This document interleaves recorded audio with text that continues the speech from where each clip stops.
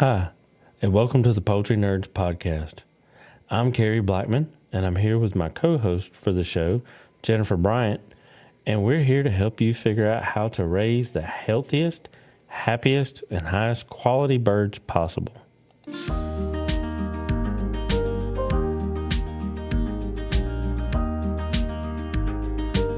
Well, Carey, have you and I ever really discussed our my feed experiment? Because I don't think we were friends when I did it. I started asking you lots of questions about quail shortly after you did your feed experiment, and seeing the level of detail that you put into that was one of the things that told me, hey, this lady knows her crap. She broke it down to the top 3 feeds that she has available, how much it is, how much it costs, how much it takes. She weighed it all, weighed the birds and everything else. This lady knows her birds. And that's what started it. I wanted to know the birds. So I wanted to make sure that I was doing the right thing. And the only way to do that is science. That's right. Can you believe that was in 22 when I did that? Golly, I'm looking at the date on it, and gosh, that was a long time ago. It doesn't really seem like, it seems like it's been longer than 2 years, but the dates are there. Yeah, they are. So for our listeners, back in 22, if you haven't seen my setup, you can go to my Facebook page. I've been posting pictures of my setup the last few weeks. And I have the ability and the space to really dial it in, to be consistent, to have that laboratory type atmosphere, should I so desire. And these 8 weeks that I set aside in July of 22, I desire to have that laboratory type atmosphere in the barn. I did do this experiment on quail just because they grow so much quicker, but it would be very easy to translate the information over to any species, because it really wasn't about the bird as so much as the quality of the feed, which is what I was looking at. Yeah. And this actually also started me on my rabbit hole of studying poultry nutrition. And you doing it with quail lets you hit all aspects of their life in a shorter time span than it does with chickens or turkeys, which, to be honest, the science behind that is what got me interested in quail, is because I've spent a lot of time breeding chickens in my life. And I wondered, you take this and pair it with that, and this trait offsets that trait, and what trait is more dominant in the hen or the rooster. And people assume stuff, but there's really not a lot of reputable people behind giving those answers. And for science, you can use quail to answer a lot of your poultry questions quicker. Yep. So they're behind a lot of laboratory studies, and we're not going to get into tinfoil hat territory here, but it is what it is. There is people and companies that sponsor studies, and that's going to influence, because you got to have a paycheck to make a mortgage payment. That's right. I did not have any influence, was not paid to do the experiment. This was just me just getting my nerd on, wanting to have the information for myself. And when I set out to do it, I had no idea that people would still be talking about it. I still see people on Coturnix Corner or other pages saying, oh, I read about this experiment. I can't remember who did it. And then 40 people will come up and say, Bryant's Roost did it. Bryant's Roost did it. And you're like, I just wanted to know how my quail reacted and how I could make my barn not smell so bad. Exactly. So all I did was take 3. At the time, I was using Tucker Milling, which, if you don't live in the Southeast, you might not have ever heard of Tucker Milling. It's a company out of Alabama, not far from you, I don't think. Yeah, they're about an hour and a half north of me. And I like Tucker milling. It's a quality food. I have no issues to this day. Still use it. Still in my barn. Buy it by the pallet. I put them against Kalmbach, which is a national brand out of Ohio, right? Ohio? Yep. Okay. Quality feed that a lot of show breeders use on their show birds. It's carried by Chewy. Pretty much anybody can get it in the United States. Maybe further out, I don't know, but for sure, anywhere Chewy FedEx delivers, you can get it. And then the old standby at Tractor Supply, which is Purina. Yeah. You got two majors and one semi-regional local type deal. And there's a lot of people in different areas of the country that have those regional companies, their version of Tucker, essentially, that I can't get. So this, like I said, just started out as something for me. I had no idea it was going to turn into what it did turn into. So I had in my barn, I had 3 hatching time brooders set up on one stack so that they got the exact same water. The heaters in their brooders were set exactly the same. And they were, no matter where I set them in my barn, obviously they had the same environment because they were in the same stack. I call them stacks. I don't know if that's the right word, but that's what I call mine. Yeah, because I wanted it to be as uniform as possible. I didn't want anybody to say, you withheld water on this one and didn't on that one. And I wanted it to be as uniform as possible. And it started with the eggs. These all came out of my Pharaoh cages. I took, without rereading everything, I want to say I took 2 eggs out of each breeder set for each brooder. They were all, everything was exactly the same as I could possibly make it. And then from the get-go, I just fed them separately. That's all I did.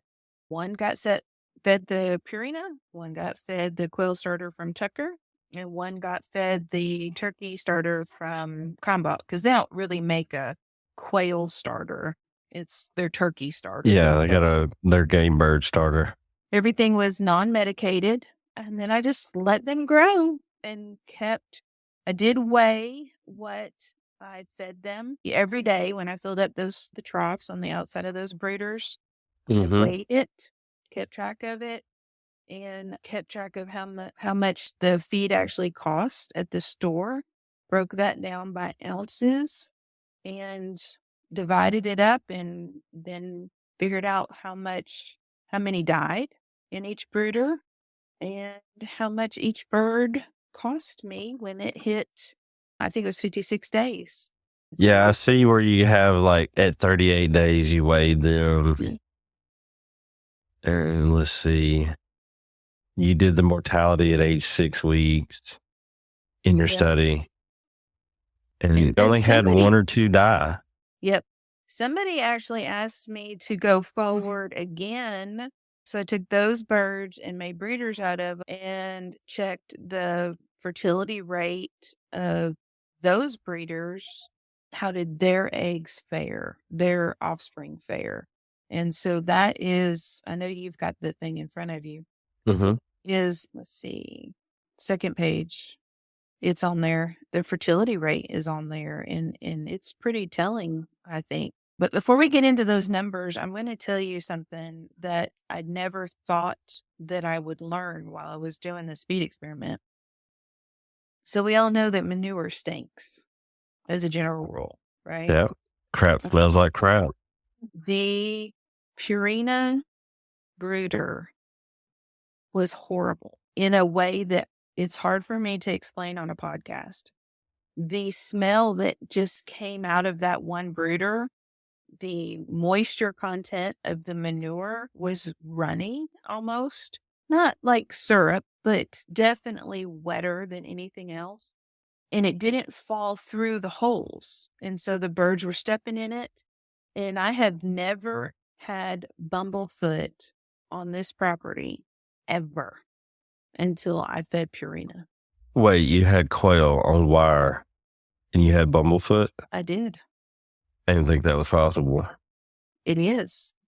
But I will say that if you look at the feed tags, and that's something that I'll tell our listeners, if they want to email their feed tag to poultrynerds@gmail.com, we will check their feed tag out and explain to them what some of the stuff is. But Purina uses a lot of byproducts. Mm-hmm. And when you're dealing with a pellet, you have to have some byproducts in there because that's how the pellet stays hard and close, like compacts together. But when you use excessive ones to keep your prices low, that gives you smelly manure. Okay. It keeps your cost low. It may not keep your prices low. So that's another thing. It's the upfront cost. Yeah. So here's something else that I learned. And when I ended up publishing it, I didn't realize also here in Middle Tennessee, our Purina bags are 40 pounds.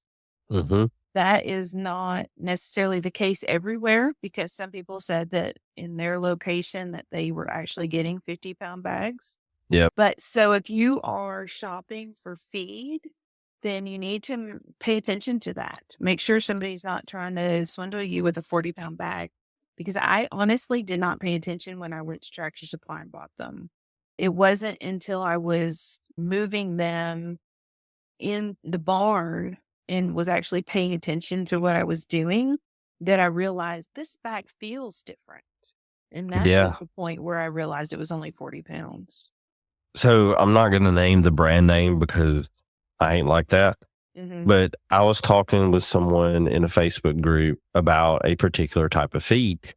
And I've done a thing where I've been collecting feed tags and I have an Excel spreadsheet that has all the data in it and how it compares and this, that, and the other. And I was like, this particular feed is this. It's this level of protein. It's this level of vitamins. And this guy was like, I don't think you're right. And I said, buddy, I love you, but I'm looking at the feed tag. And so we got into Facebook Messenger and I sent him what I was looking at. And it happened to be a picture that I had taken at Tractor Supply. So he goes out into his barn, takes a picture of the bag, takes a picture of the feed tag, and it's the exact same feed, like that company's name, and it's this and this formula, if you will. But the protein level was different, the vitamin level was different, and the pounds was different. Wow. My feed tag came from a box store in Bessemer, Alabama. His came from, ironically, the same box store out closer to Washington State. So that was really weird because I would think that this company's name and this would be the same everywhere. But I have found out while studying nutrition that companies will adjust recipes geographically because the nutritional requirements are different based on climate. So that was a little awkward tidbit that I found out that day. So that's one of the reasons why when we say we're in the Southeast, where I'm in Alabama, she's in Tennessee, that's the stuff that we see here. If you see something different where you are, that's why. I can see that. Yeah. In preparation for talking about the experiment here tonight and considering that I did it in 22, I went on Tractor Supply's website to get an updated pricing because of inflation and everything else. It's something interesting here. So the Purina in 22 was $24.99 for 40 pounds. Today it's $25.99 for the same 40 pounds. Now, my feed store loves me. They're fantastic. But I did ask her to give me market rate.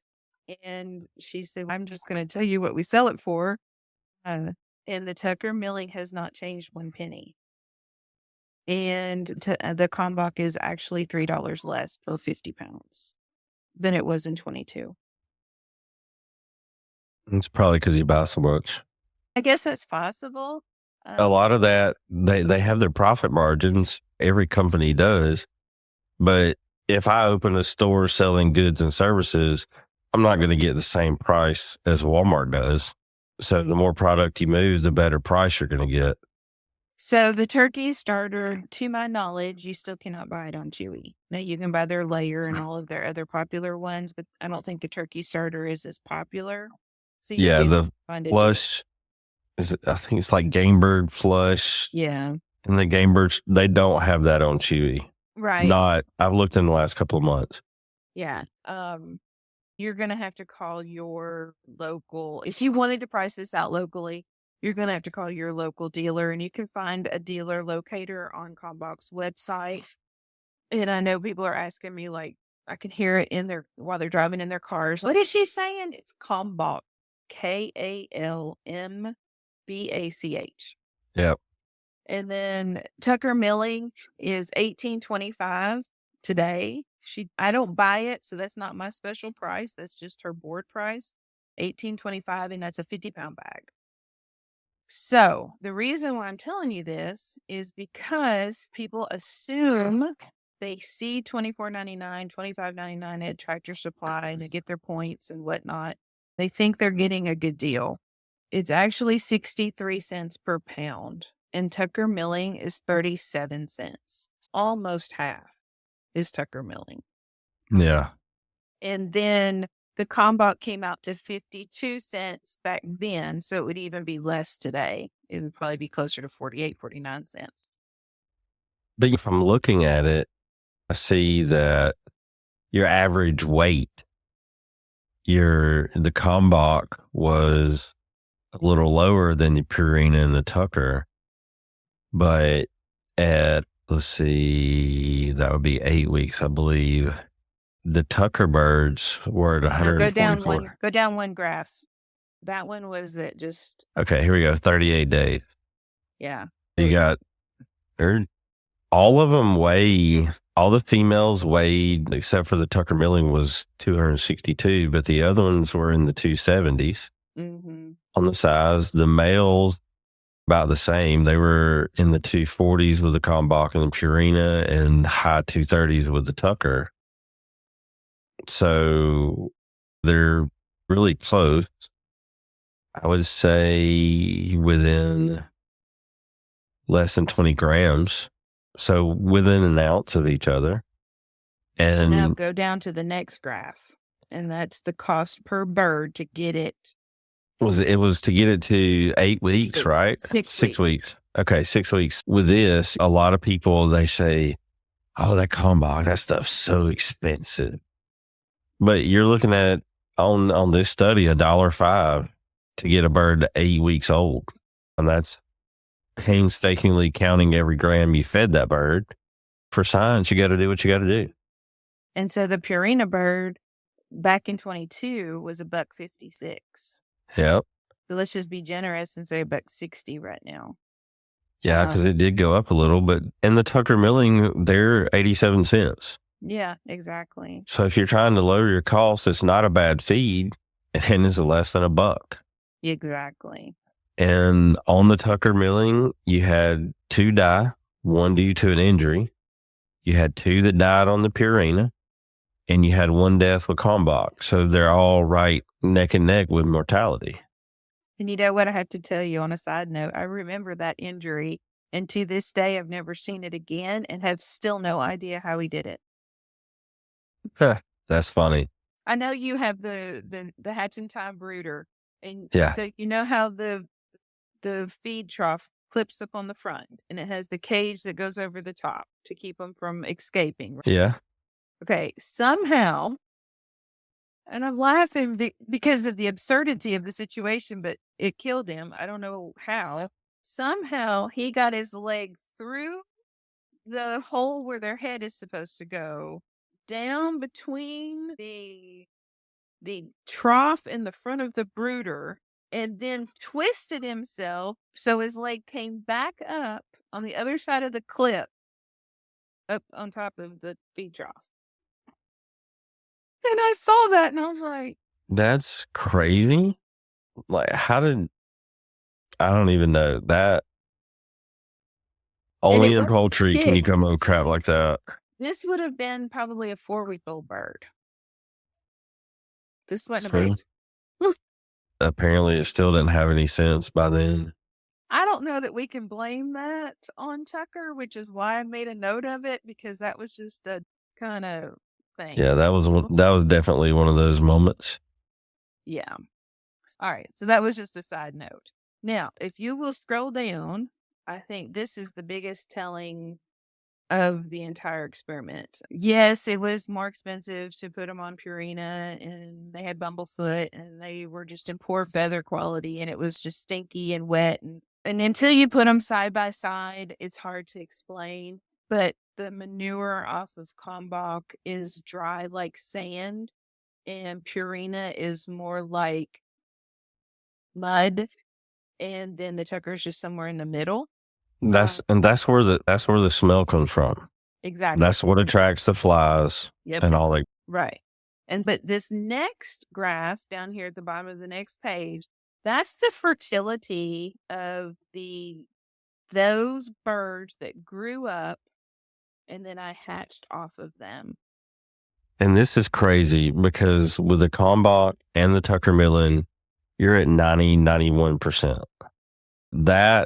That's a great fertility rate for a bird, period. Yep. Remember, these were young birds. Yeah. When did you start hatching? 10 weeks old? Yeah, probably. Because give or take. I'm tired. I got to figure at this point, I'm tired of weighing feed and everything else at this point. Yeah. But like the Purina feed, which by far was like 50 cents higher per bird. Mm-hmm. So practically a lot more than the others. The fertility rate in those is 59%, according to your data. And if you look at the top row there, I set twice as many eggs. I saw that. Try to give it a chance. And that's crazy. So, and people, look, I know y'all are all going, what are they looking at? Where is this document at?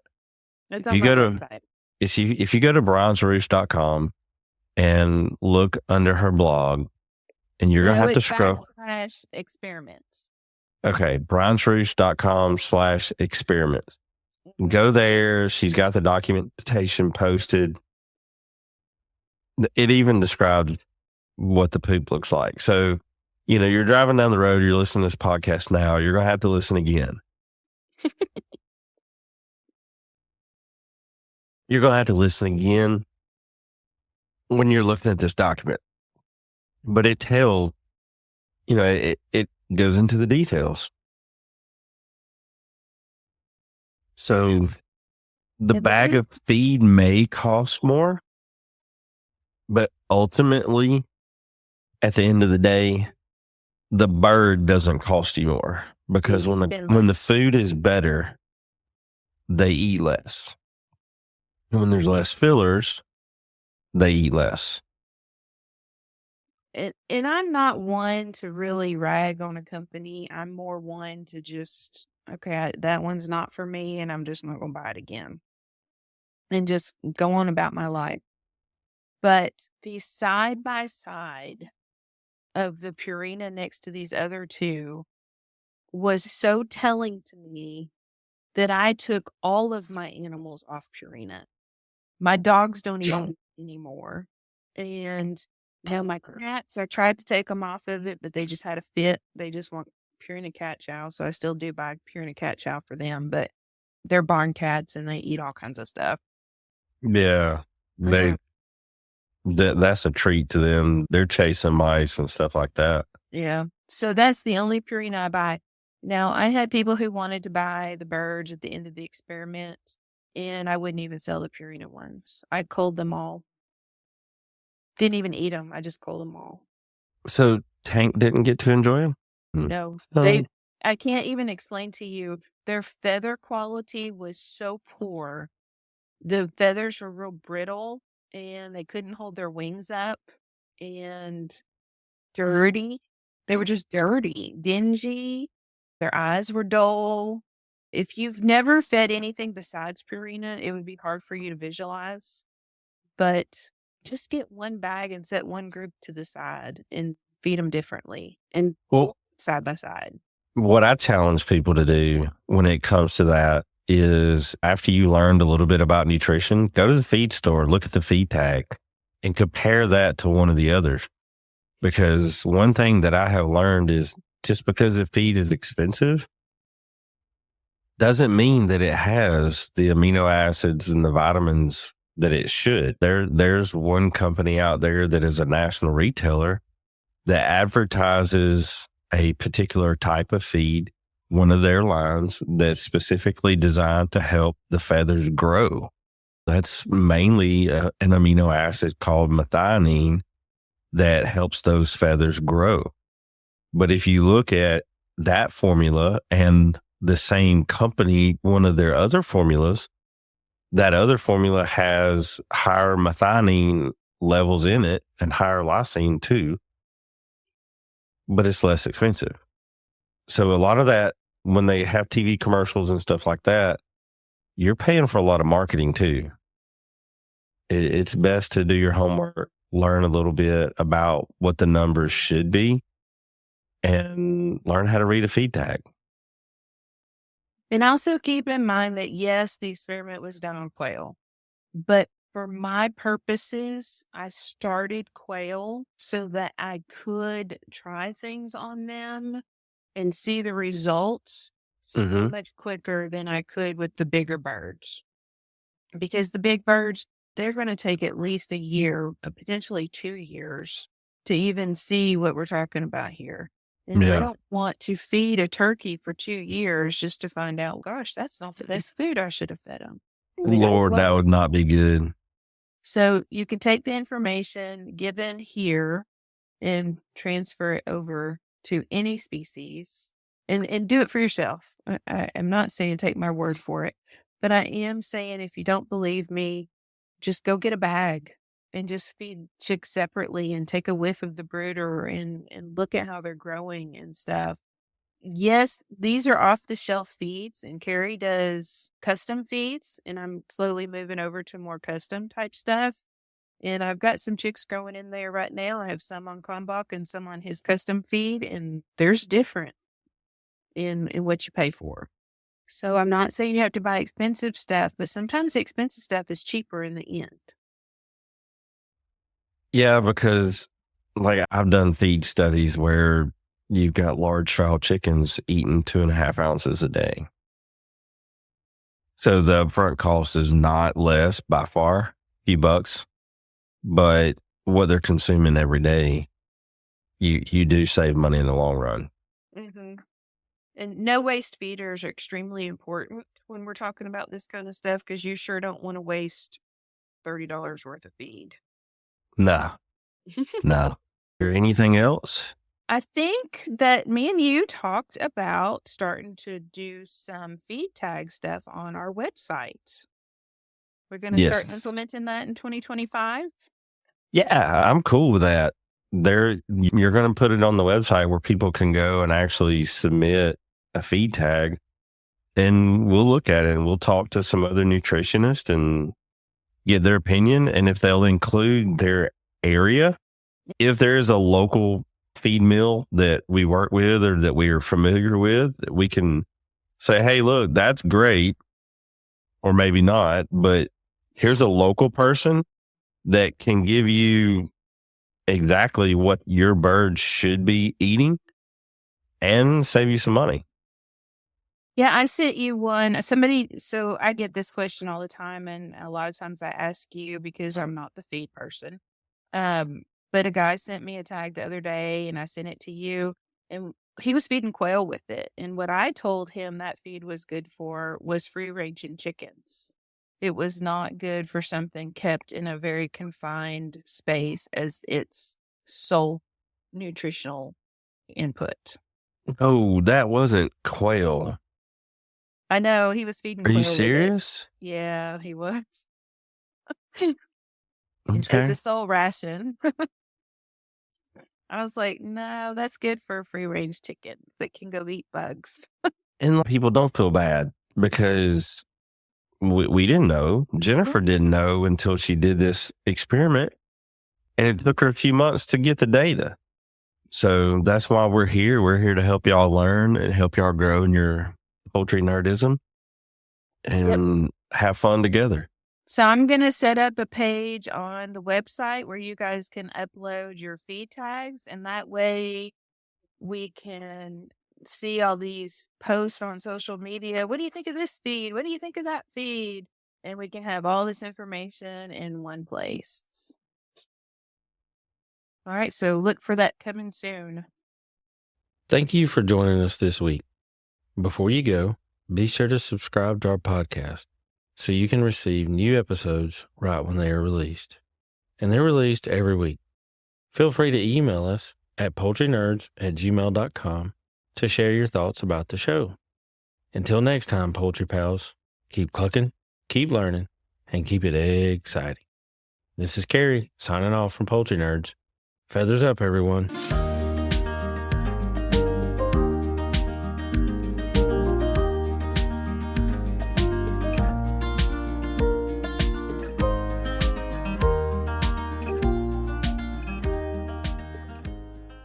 That's all I have. Yeah, I'm good. All right. Until next time, Poultry Pals, Bye. keep clucking, keep learning.